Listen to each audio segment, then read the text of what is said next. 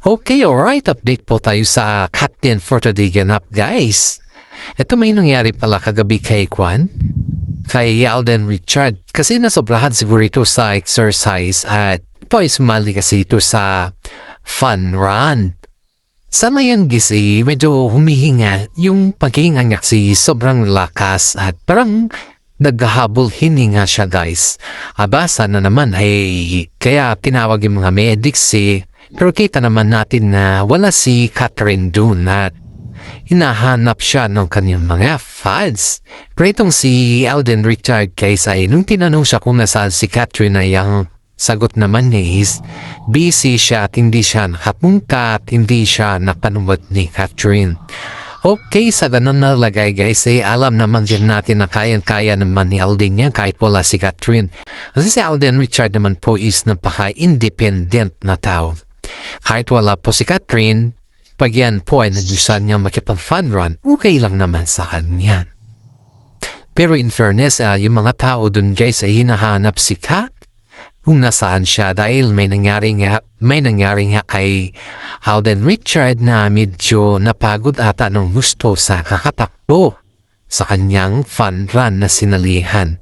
And of course guys, ito naman si Mami Min po ay agad tinawag si Catherine Bernardo para i-assist si Alden Richard. Kaso, agad naman pumunta si Kat. Kaso nga lang, na-late na siya. Sa layo ba naman kasi ng location ni Alden kung saan siya nag-fun run at sa layo din ni Catherine Bernardo sa kanya. Kahit malayo sila sa isa't isa guys, ay nandun pa rin sa kanila yung tinatawag na yung closeness at saka yung very supportive sa isa't isa. Aba guys, nung nalaman ni Catherine Bernardo na si Alden Richard po ay may nangyari sa kanya dahil tinawag ni Mami Min na medyo nahihirapan si Alden huminga, si Catherine Bernardo po tumakbo papunta dun kay Alden. Aba, may mga issues na naman dun bakit daw agad tumakbo si Catherine Bernardo samantala nung naka-injured daw si Daniel Padilla hindi daw siya nakatakbo.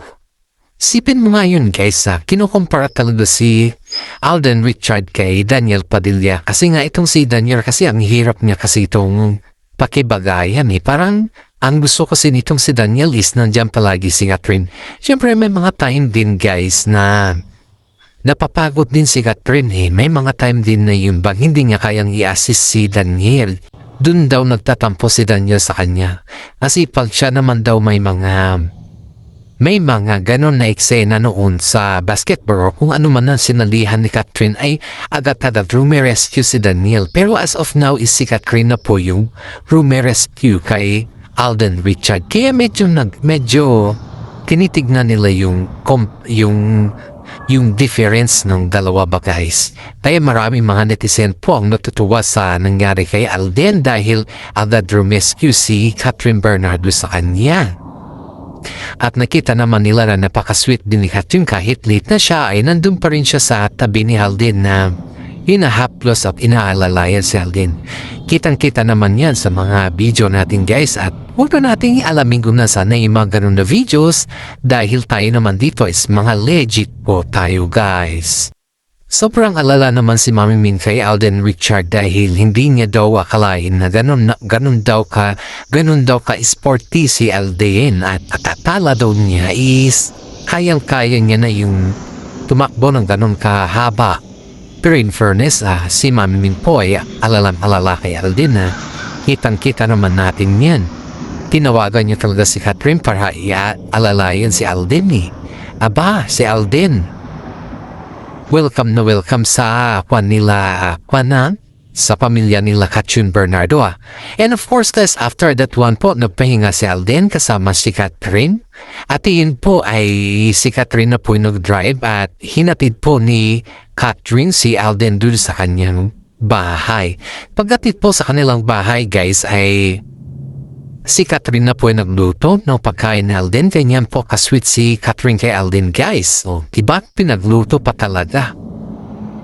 Siyempre, pagmahal mo, ipagluto mo ng recipe na kung ano yung gusto niya. Ganun talaga yung pagmamahal guys Yung ipagluluto mo siya para sa ganun yung pagmamahal ay makakain niya. Yun yung tinatawag na recipe ng pagmamahal. At yun guys, kitang-kita naman natin na si Alden naman na ituwang-tuwa sa pagganda ni Catherine Bernardo sa kanya. Kahit na napakasimple yung food guys, yung napakasimple lang siya is tinola lang guys na tinola lang. Ang tinola na yung niluto ni Catherine is tinola na galing sa puso, tinola na may buong pagmamahal. Yun yung klaseng luto na linuto ni Catherine Bernardo kay Alden Richard. Kaya nga sarap na sarap si Alden dahil mahal niya talaga yun ang luto dito at mahal na mahal niya talaga si Catherine. Of course guys, kahit naman siguro sino guys, kung mahal na mahal mo yung tao, malalaman mo pa rin kung ano yung talagang tinatagong pagmamahal sa iyo, diba? Ang ngayon guys sa ito nung nakapagluto si Catherine, kumain sila lahat. Halos lahat guys, inubos ni Alden Richard at kung sabi ng daddy ni Alden Richard kay Catherine ay kung ano daw yung plano nila guys.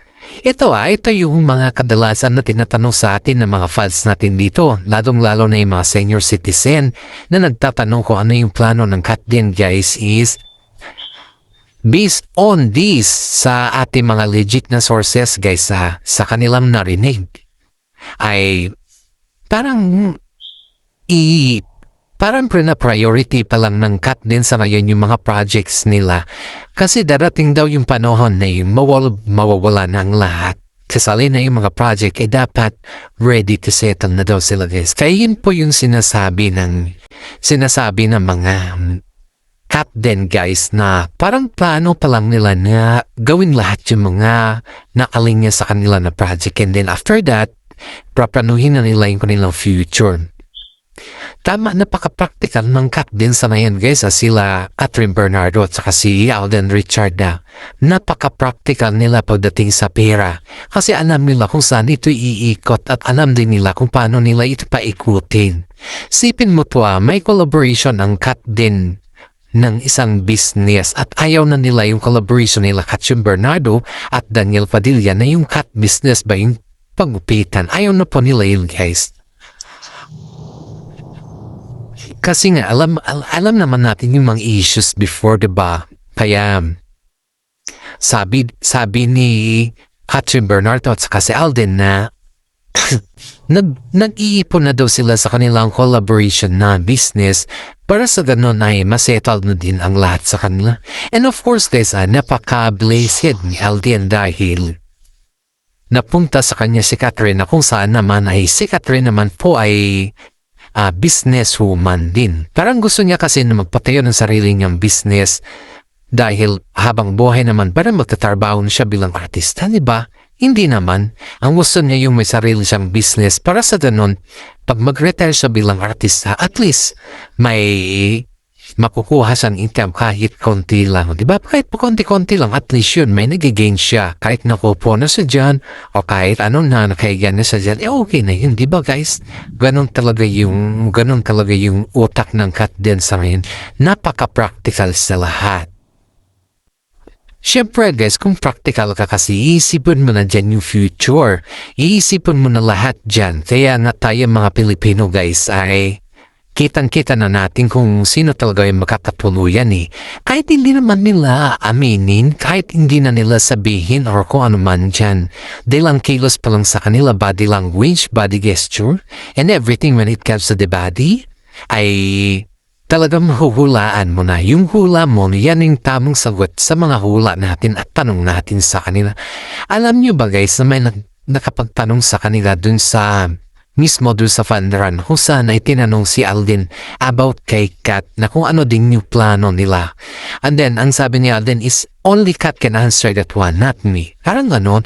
You know guys, yung sinabi ni Alden na yun is nakaka-proud dahil hindi siya yung unang tao na nagsabi ng ganon. Dahil hinahayaan niya na si Catherine po yung magsalita patungkol sa kanilang plano. Pero kumbaga is ayaw niyang pangunahan si Catherine.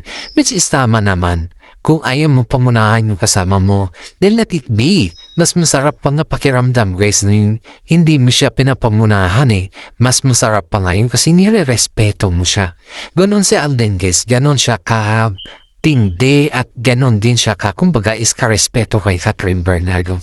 And of course guys, ito Sa mga nakalipas na ilang taon na yung kanilang love team guys ay kitang-kita mo ng very closeness la. Hindi na sila yung mga bata pa na pagsabihan na kung ano-ano man dyan.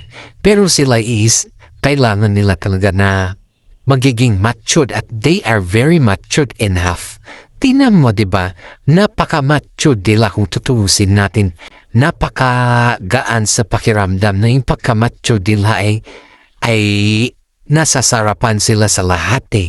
Iyan yung tinatawag natin na kayamanan ng cat din. Dahil yung kayamanan ng cat din ay nakikita mo kung ano yung magiging resulta. Diba?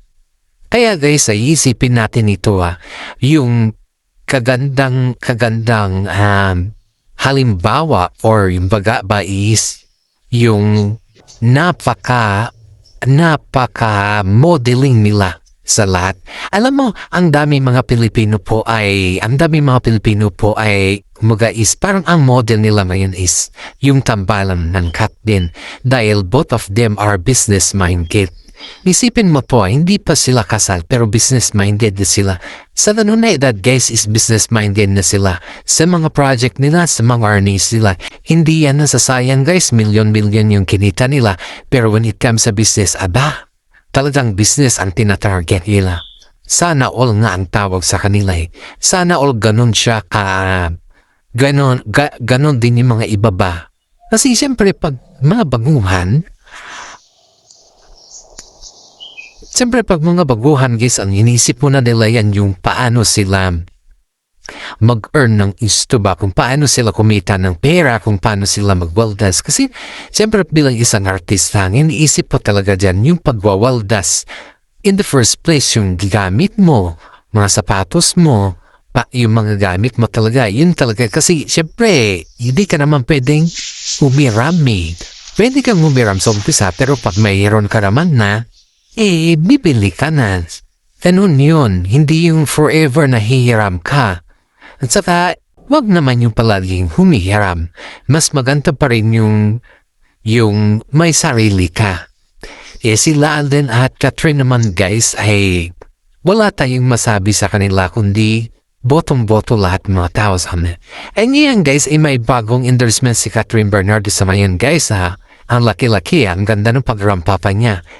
And sabi nga na kawaramihan, sa lahat daw ng maging katandem ni Alden, si Catherine Bernardo daw yung nagtagal sa kanya. Haba guys, sabang namin na namang ayuda po today guys dahil nagbigay na pero may isang pamimigay na naman second best naman ang damit sila.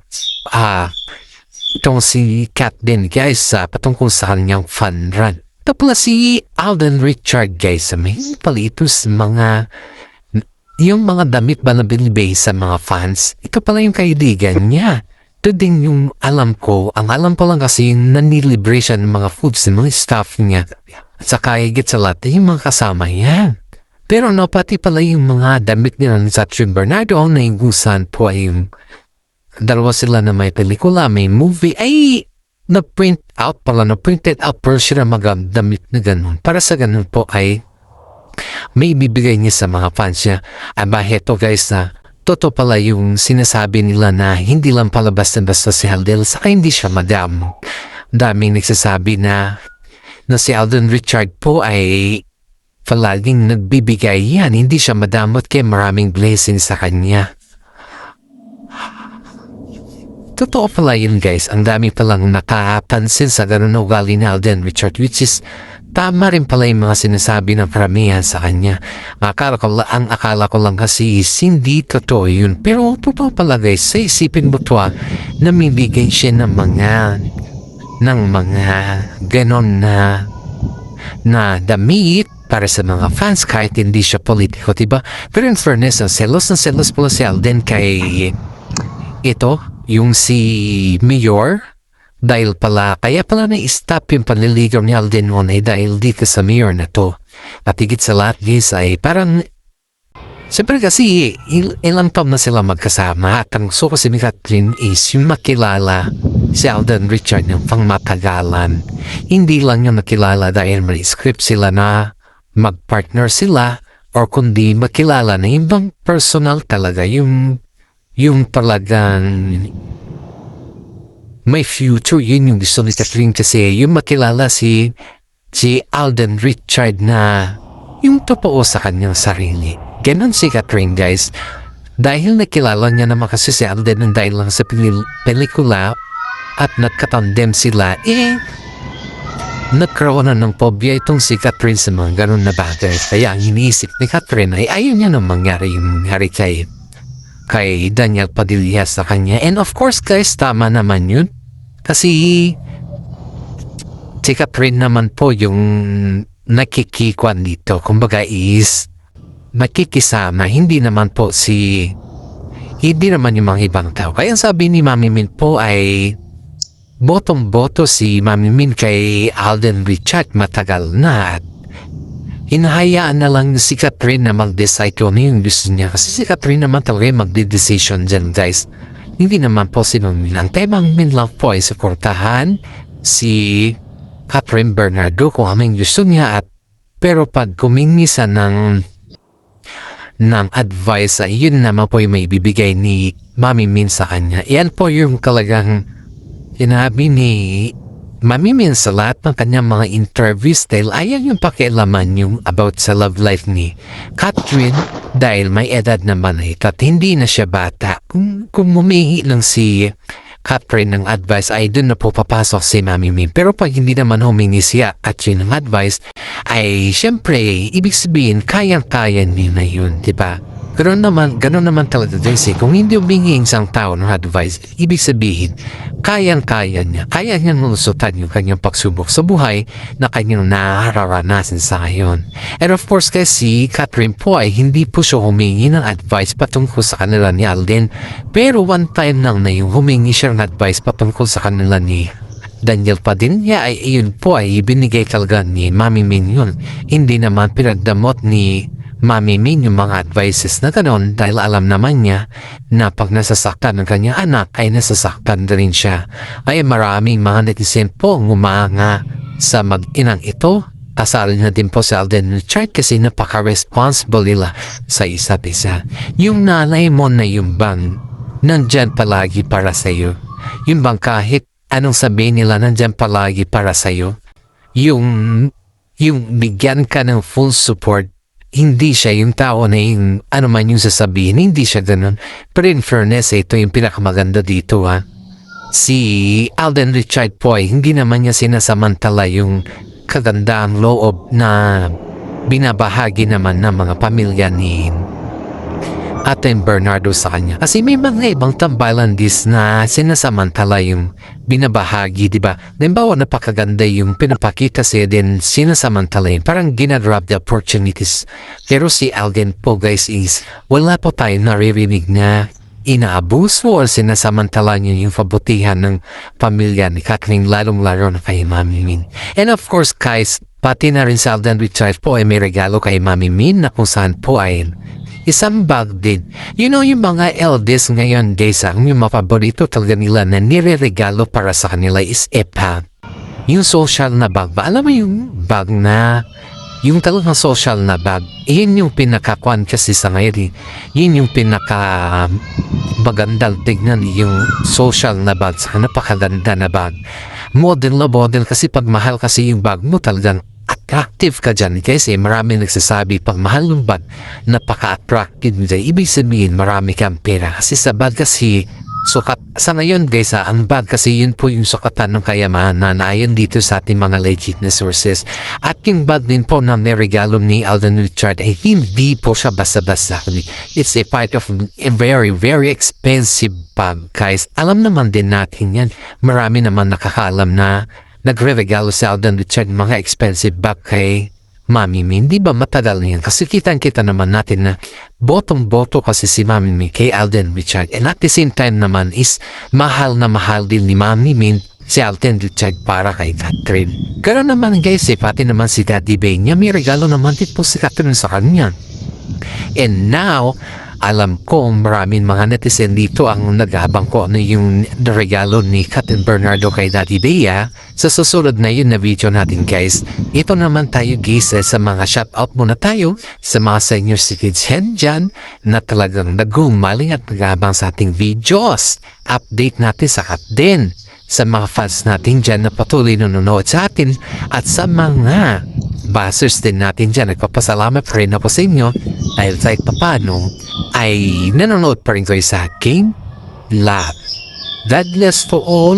Maraming salamat at God bless to all.